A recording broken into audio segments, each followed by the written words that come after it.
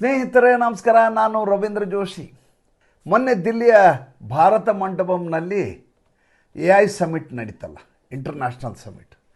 ಆ ಶೃಂಗದ ಕುರಿತು ವಿಪಕ್ಷಗಳು ತರಹೇವಾರಿ ಪ್ರತಿಕ್ರಿಯೆಗಳನ್ನು ಕೊಟ್ಟು, ಅದು ತಮಗೆ ಗೊತ್ತಿರುವಂಥ ವಿಚಾರ.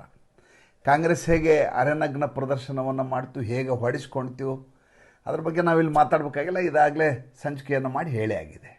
ಈ ಅಖಿಲೇಶ್ ಯಾದವ್ ಇದಲ್ಲ, ಅಖಿಲೇಶ್ ಯಾದವ್ ಸ್ವಲ್ಪ ಇದ್ದದ್ರಲ್ಲಿ ವಾಸಿನಷ್ಟು.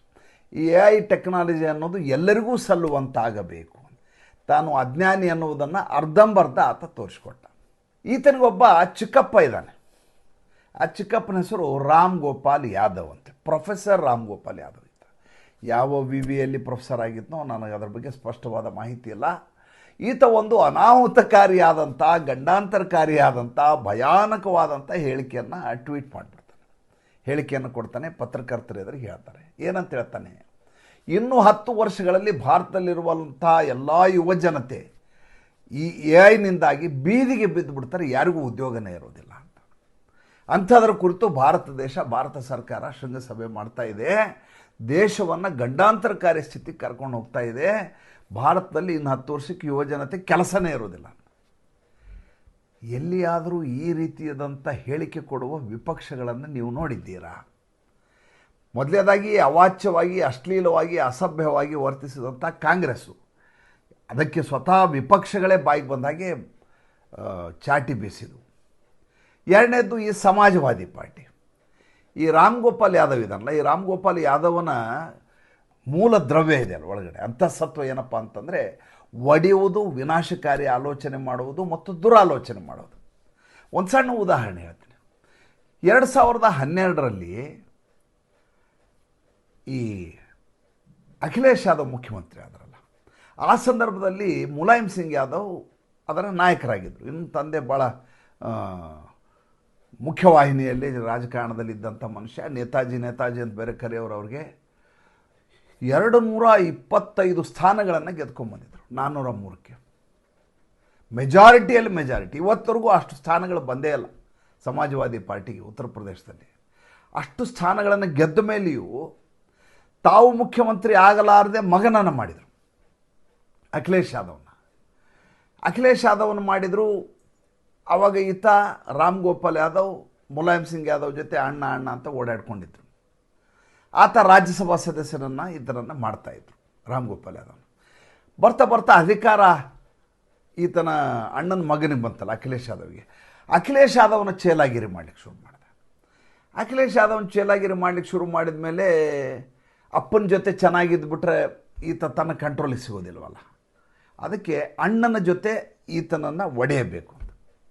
ಯಾವ ಸ್ಥಿತಿಗೆ ಅಖಿಲೇಶ್ ಯಾದವ್ನಿಗೆ ಕಿವಿ ಊದಿದ ಈ ಮನುಷ್ಯ ಅಂದರೆ ರಾಮ್ ಗೋಪಾಲ್ ಯಾದವ್, ಸಾರ್ವಜನಿಕ ವೇದಿಕೆಯಲ್ಲಿ ತನ್ನ ತಂದೆಯನ್ನು ತಳ್ಳುವ ಮಟ್ಟಿಗೆ, ಬಾಯಿಗೆ ಬಂದ ಹಾಗೆ ಮಾಡಿ ಕಿತ್ತೊಗೆಯುವ ಮಟ್ಟಿಗೆ ತಂದೆಗೆ ಕಿರುಕುಳವನ್ನು ಕೊಡ್ತಾನೆ ಅಖಿಲೇಶ್ ಯಾದವ್. ಇದರ ಹಿಂದಿದ್ದಂಥ ಶಕ್ತಿ, ವಿಧ್ವಂಸಕ ಶಕ್ತಿ ಇದೇ ರಾಮ್ ಗೋಪಾಲ್ ಯಾದವ್. ಅವತ್ತು ಈ ಮುಲಾಯಂ ಸಿಂಗ್ ಯಾದವ್ ಜೊತೆ ನಿಂತದ್ದು ಆತನ ತಮ್ಮ ಶಿವಪಾಲ್ ಯಾದವ್. ದುರಂತ ಹೇಗಿದೆ ನೋಡಿ. ಶಿವಪಾಲ್ ಯಾದವ್ ಅಣ್ಣನ ಜೊತೆ ಮುಲಾಯಂ ಸಿಂಗ್ ಯಾದವ್ ಜೊತೆ ನಿಂತಿದ್ದಾನೆ ಅನ್ನುವಂಥ ಕಾರಣಕ್ಕೋಸ್ಕರ ಅಖಿಲೇಶ್ ಯಾದವ್ ಶಿವಪಾಲ್ ಯಾದವ್ ವಿರುದ್ಧ ಕತ್ತಿ ಮಸಿವು ಹಾಗೆ ಮಾಡಿದವು ಇದೇ ರಾಮ್ ಗೋಪಾಲ್ ಯಾದವ್.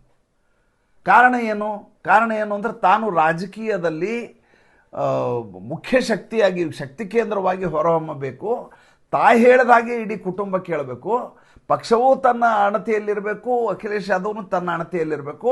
ಅದಕ್ಕಾಗಿ ಯಾರೇ ಅಡ್ಡ ಬರುವಂಥ ಸಮಾನಾಂತರ ಶಕ್ತಿಗಳಿದ್ದರೆ ಅವ್ರನ್ನ ಕಿತ್ತೋಗಿಸ್ಬಿಡ್ಬೇಕು. ಕೊನೆಗೆ ಯಾವ ಮಟ್ಟಿಗೆ ತೊಗೊಂಡು ಹೋದ ಅಂದರೆ, ಸ್ವಂತ ಅಣ್ಣ ಮುಲಾಯಂ ಸಿಂಗ್ ಯಾದವ್ನ, ಆತ ರಾಷ್ಟ್ರೀಯ ಅಧ್ಯಕ್ಷ ಸಮಾಜವಾದಿ ಪಾರ್ಟಿ ಇದ್ದದ್ದನ್ನು ಅಖಿಲೇಶ್ ಯಾದವ್ ಹೇಳಿ ಉಚ್ಚಾಟನೆಯನ್ನು ಮಾಡಿಸ್ತಾನೆ. ಯಾವ ತಂದೆ ಮಗನಿಗೆ ಮುಖ್ಯಮಂತ್ರಿ ಸ್ಥಾನವನ್ನು ಹರಿವಾಣದಲ್ಲಿಟ್ಟು ಕೊಟ್ಟರೋ ಅಂಥವ್ರನ್ನ ಕಿತ್ತು ಬೀಸಾಕಿಸ್ತಾನೆ.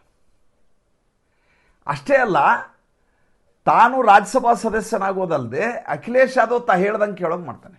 ಆದರೆ ಅಖಿಲೇಶ್ ಯಾದವ್ನ ರಾಜಕೀಯ ಪ್ರಬುದ್ಧತೆ ಇಲ್ಲದೆ ಇರುವಂಥ ಕಾರಣಕ್ಕೋಸ್ಕರ ಆತ 225-228 ಸ್ಥಾನ ಬಂದಂಥ ಮುಂಚಿನ 2012 ಚುನಾವಣೆ ಫಲಿತಾಂಶದ ಎದುರಿಗೆ 2017 ಕೇವಲ 47 ಸ್ಥಾನಗಳಲ್ಲಿ ಸಮಾಧಾನ ಪಟ್ಕೋಬೇಕಾಗತ್ತೆ.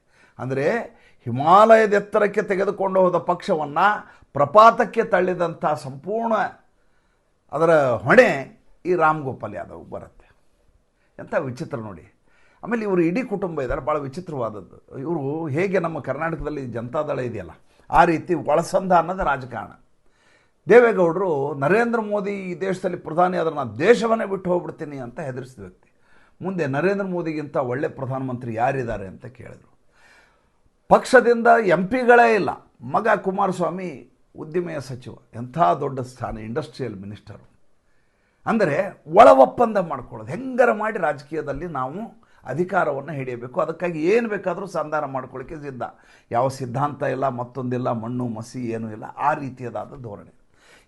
2019ರಲ್ಲಿ ನರೇಂದ್ರ ಮೋದಿ 2ನೇ ಸಲ ಪ್ರಧಾನಮಂತ್ರಿ ಹುದ್ದೆಗೆ ಮತ್ತೆ ಅವರೇ ತಾನೆ. ಆವಾಗ ಲೋಕಸಭಾ ಚುನಾವಣೆ ನಡೀತಾ ಇತ್ತು. ಉತ್ತರ ಪ್ರದೇಶ ಅನ್ನೋದು ಎಂಥ ಪ್ರಮುಖವಾದಂಥ ರಾಜ್ಯ ಅಂತ ನಿಮ್ಗೆ ಗೊತ್ತಿದೆ. 80 MP ಸ್ಥಾನಗಳಿದ್ದಾವೆ. ಈ ಇವರಿದ್ದಾನಲ್ಲ ಯಾರು, ಮುಲಾಯಂ ಸಿಂಗ್ ಯಾದವ್ ಒಂದು ಮಾತು ಹೇಳ್ತಾರೆ, ಏನಂದರೆ ಮುಂದಿನ ಪ್ರಧಾನಿ ನೀವೇ ಆಗಬೇಕು ಅಂತ, ನೀವೇ ಆಗೋದು ಅಂತ ನರೇಂದ್ರ ಮೋದಿ ಅವರಿಗೆ ಆಶೀರ್ವಾದ ಇತ್ತು ಮುಲಾಯಂ ಸಿಂಗ್ ಯಾದವ್. ಆವಾಗ ಸಮಾಜವಾದಿ ಪಾರ್ಟಿ ಮತ್ತು ಬಹುಜನ ಸಮಾಜವಾದಿ ಪಾರ್ಟಿ ಎರಡು ಒಟ್ಟಾಗಿ ಭಾರತೀಯ ಜನತಾ ಪಾರ್ಟಿ ವಿರುದ್ಧ ಸೆಣಸ್ತಾ ಇರುವಂಥ ಪಕ್ಷಗಳು. ಅಂಥ ಪಕ್ಷದ ಅಧ್ವರ್ಯು ನರೇಂದ್ರ ಮೋದಿಯವರು ಪ್ರಧಾನಿ ಆಗಬೇಕು ಅಂತ ಹೇಳ್ತಾರೆ. 3 ಕೇಸ್ ಇರ್ತಾವೆ ಅವ್ರ ಮೇಲೆ. ಒಂದು ಗೋಮತಿ ಹಗರಣದ ಪ್ರಕರಣ ಇರ್ತದೆ, 3 ಅಕ್ರಮ ಆಸ್ತಿ ಪ್ರಕರಣಗಳಿರ್ತವೆ. ಶಿವಪಾಲ್ ಯಾದವ್ ಮೇಲೆ, ಅವ್ರ ಮೇಲೆ, ಎಲ್ಲರ ಮೇಲೆ, ಇವ್ರ ಕುಟುಂಬದವ್ರ ಮೇಲೆ ಕೇಸ್ ಹಾಕಿರ್ತಾರೆ. ಇದ್ದಕ್ಕಿದ್ದಾಗ ಆ ಕೇಸ್ಗಳು ಠುಸ್ ಅಂದ್ಬಿಡ್ತಾರೆ. ಯಾಕೆಂದರೆ ಪ್ರಧಾನಮಂತ್ರಿ ನರೇಂದ್ರ ಮೋದಿ ಅವರೇ 2ನೇ ಸಲ ಮತ್ತೆ ಆಗಬೇಕು ಅಂತ ಈತ ಹೇಳಿದಾನಲ್ವ. ಮುಂದೆ ಈತನಿಗೆ ಪದ್ಮವಿಭೂಷಣವನ್ನು ಕೊಡಲಾಯ್ತು ಇತ್ತೀಚೆಗೆ, ನಿಮ್ಗೆ ಗೊತ್ತಿದೆಯಲ್ಲ. ಇದು ಬಿಟ್ಟಿದ್ರೆ ಏನು ಭಾರತ ರತ್ನ ಪ್ರಶಸ್ತಿ ಕೊಡ್ತಿದ್ರೋ ಏನೋ ನನಗೆ ಗೊತ್ತಿಲ್ಲ. ಅಖಿಲೇಶ್ ಯಾದವ್ ಈಗ ಯಾಕೆ ಇಷ್ಟು, ಒಂದು ಕಡೆ ನರೇಂದ್ರ ಮೋದಿ ಅವರು ಬೈತಾ ಇರ್ತಾರೆ, ಮತ್ತೊಂದು ಕಡೆ ಹೇಗಾದರೂ ಮಾಡಿ ಸಂಧಾನ ಮಾಡ್ಕೋಬೇಕು ಅನ್ನುವಂಥ ರಾಜಕಾರಣದ ಒಳಪಟ್ಟುಗಳನ್ನು ಹಾಕ್ತಾ ಇರ್ತಾರೆ. ಒಂದು ಕಾಲಕ್ಕೆ ವ್ಯಾಕ್ಸಿನ್ ಬಂದ ಕಾರಣಕ್ಕೆ ಇದು ಮೋದಿ ವ್ಯಾಕ್ಸಿನ್, ಇದನ್ನ ಹಾಕ್ಸ್ಕೊಳ್ಳಲ್ಲ ಅಂತ ಹೇಳಿದಂಥ ಮನುಷ್ಯ. ಮುಂದೆ ನಮ್ಮ ಸರ್ಕಾರ ಬರುತ್ತೆ, ನಾವು ವ್ಯಾಕ್ಸಿನ್ ತಯಾರು ಮಾಡ್ತೇವೆ, ಅವಾಗ ಹಾಕ್ಸ್ಕೊಳ್ಳಿ, ಈಗ ಹಾಕ್ಸ್ಕೋಬೇಡಿ ಅಂತ ಹಾಗೆ ತೀರಿಸಿದಂಥ ವ್ಯಕ್ತಿ. ಈಗ ಸ್ಥಿತಿ ಹೇಗಾಗಿದೆ ಅಂದರೆ, ಈಗ ಮುಸಲ್ಮಾನರ ಓಟುಗಳಲ್ಲಿ ಬೇಕು. ಮುಂದಿನ ವರ್ಷ 2027ರಲ್ಲಿ ಚುನಾವಣೆ ಇದೆ, ಫೆಬ್ರವರಿ ಮಾರ್ಚಲ್ಲಿ. ಎಲ್ಲಿ ತನಗೆ ಸಂಪೂರ್ಣವಾಗಿ ಮುಸಲ್ಮಾನರು ಓಟು ಹೊರಟೋಗ್ಬಿಡ್ತಾವೆ ಅನ್ನುವಂಥ ಕಾರಣಕ್ಕೋಸ್ಕರ ಹಿಂದೂಗಳ ಓಲೈಸಲಿಕ್ಕೆ ಮತ್ತು ತನ್ನ ಮೇಲಿರುವಂಥ ಮೊಕದ್ದಮೆಗಳು ಯಾವುದು ಆ್ಯಕ್ಟಿವೇಟ್ ಆಗಬಾರ್ದು ಅಂತ ಕೈಕಾಲು ಹಿಡಿಯುವ ಕೆಲಸ ಮಾಡ್ತಾ ಇದ್ದಾರೆ. ಯಾವ ಕಾಂಗ್ರೆಸ್ಸಿಗೆ ಎಂದೂ ಬೈಯಲಾರದ ವ್ಯಕ್ತಿ, ರಾಹುಲ್ ಗಾಂಧಿಗೆ ಏನೂ ಮಾತಾಡಲಾರದಂಥ ಸಮಾಜವಾದಿ ಪಾರ್ಟಿ ಮೊನ್ನೆ AI ಸಮಿಟ್ ಸಂದರ್ಭದಲ್ಲಿ ಕಾಂಗ್ರೆಸ್ಸನ್ನು ಟೀಕಿಸಿದೆ.